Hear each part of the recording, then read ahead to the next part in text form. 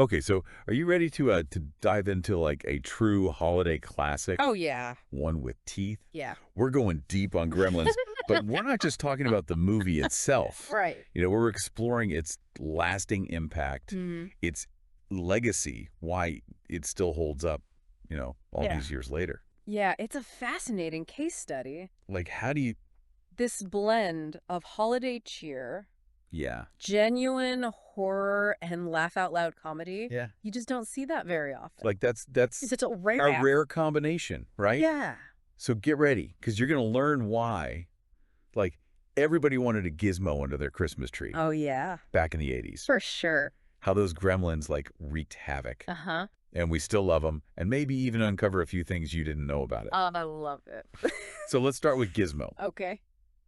Um, in the 80s, this little mogwai Yeah. was like the hot toy. Two You totally. couldn't escape the cuteness. Yeah. But it wasn't just surface level, right? Absolutely not. Like he was... I mean, you can hear it in the score. Like, Jerry Goldsmith's score really captures Gizmo's, like, bravery and whimsy. Yeah. It's almost like the music gives him a voice, Uh-huh. a counterpoint to, like, the darker, more menacing themes when the gremlins are around. Right. I think that musical contrast really makes the characters pop. Yeah, and it really adds to the emotional depth. Like, you really feel for Gizmo. Oh, for sure. But then you have those gremlins. Oh, yeah. Just complete chaos. Anarchy. But so entertaining. Oh, my God. I mean, that movie theater scene, Yeah. the Christmas caroling, Oh, come on. pure anarchy. Yeah. Like, how did they even come up with that? Well, I mean, Spielberg and Joe Dante, who directed it, Yeah. walked this tightrope between, like, horror and comedy. Like, Yeah. he made a holiday film that you can laugh at, but also,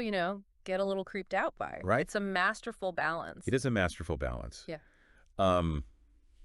Speaking of pushing boundaries, Huh? remember how Gremlins actually, like, played a huge role Huge. in the creation of the PG-13 rating? Oh, absolutely. Like, how did that even happen? Back then, it was basically GPG or R, Yeah. which wasn't really working for anybody. Right. Indiana Jones and the Temple of Doom caused a stir around the same time Oh, yeah. because of its intensity. And then Gremlins kind of pushed things over the edge. Yeah. It was deemed too intense for little kids, Right. but not quite R-rated material. Yeah. So they're like, okay, I guess we need a new rating. It's crazy to think about how, like, one movie could have such a big impact Yeah. on the entire film industry. It really does. Like, that's a big deal. It highlights a turning point in how we approach content for different age groups. Yeah. And Look at that. I don't know if everybody knows this, but Yeah. this is where it gets really interesting. Okay. Did you know early drafts of the Gremlin script Oh, yeah. were much darker? Way darker. Like, we're talking Billy's mom being killed by the Oh, Gremlins. wow. Killed? Yeah. Can you imagine? It's fascinating to consider how that change in tone would have impacted the film's reception. Right. I mean, a single choice like that Yeah. completely alters the movie's feel, Yeah. its audience, everything. Right. Would we even recognize the movie today Yeah, if they had kept those elements in? it's a completely different movie. Yeah, right. Imagine like a Gremlins where the comedic aspects are muted and the horror elements are like cranked up. Yeah. I mean, it would be wild. So we've got this adorable, musically gifted Gizmo, Mm-hmm.